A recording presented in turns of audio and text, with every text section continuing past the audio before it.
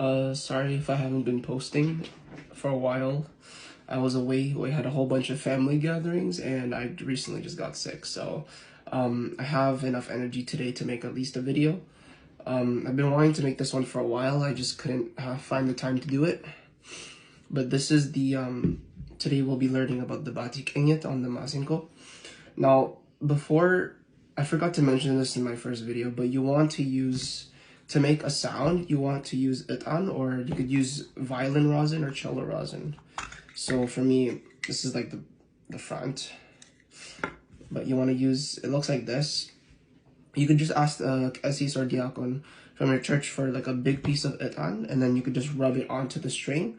Rub it onto the string or to the bow, right? And so what this does is that it creates like this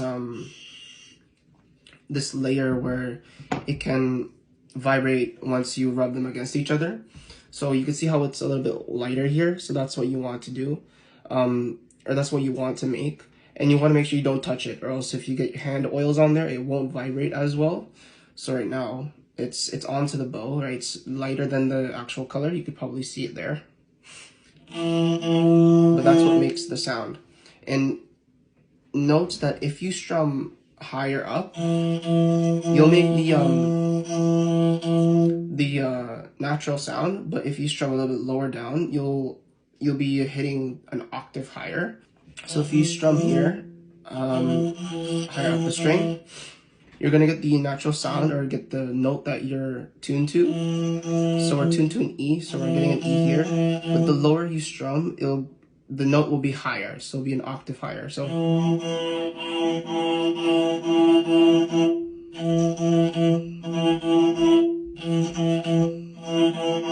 you get it? So it's just a higher E, right? So if we were to play the Tizita scale, so let me just back up so you could see my string, right?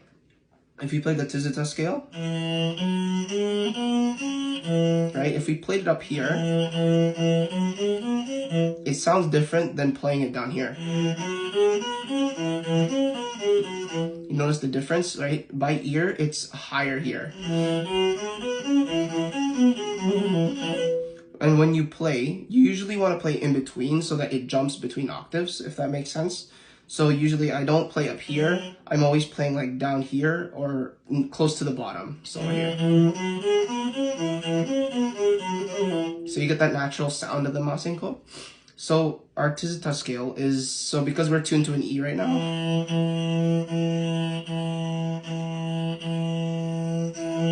so we want to be around the note. It's not going to be perfect, but it's good enough, right?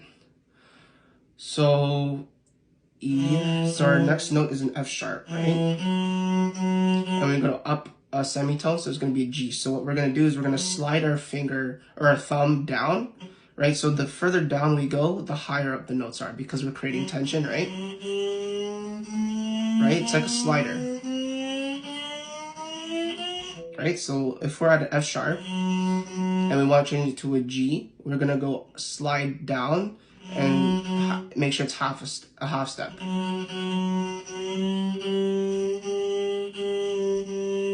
So our first note's going to be here, and you want to keep your thumb there. Our next note is an A, so on the Tizita scale it's a G sharp. Right? We want to go higher up. So we're going to slide our finger down, and you see where it is? So that's where it's going to be. All right, and then we're going to take our next note, which is a B. So it's the same, it's the exact same. So that's an A right now, so there's B. So we're going to keep our middle finger there. And then, so this last note, and it depends on the type of hands that you have. So my hands are pretty big, right?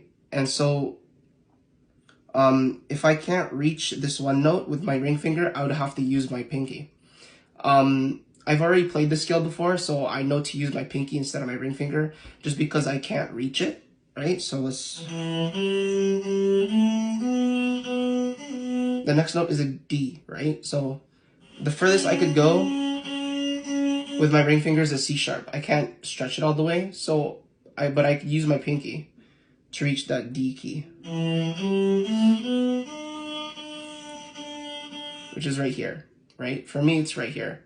And you're gonna be practicing a lot. You're gonna find yourself practicing a lot just to get the right notes. But because it's a very difficult instrument, close enough is good, right? So you want it to sound like bati.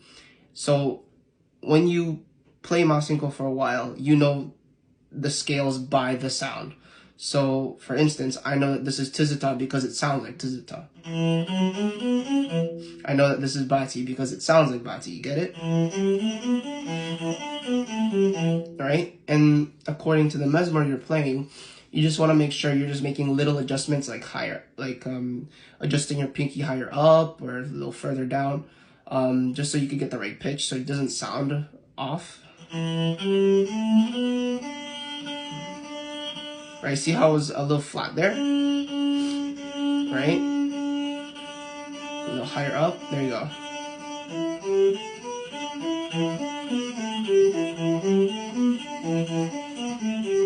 And you want to keep practicing going up and down the scale and then backwards, right? So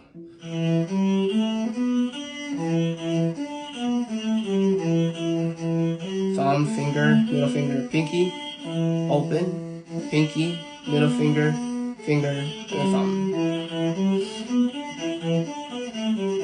This is a very difficult instrument because it's mostly by ear. So you don't really know if you're hitting the right instruments unless you really know what it sounds like. So just keep practicing, keep practicing, keep practicing. It's definitely one of the more difficult instruments. So good luck to everybody.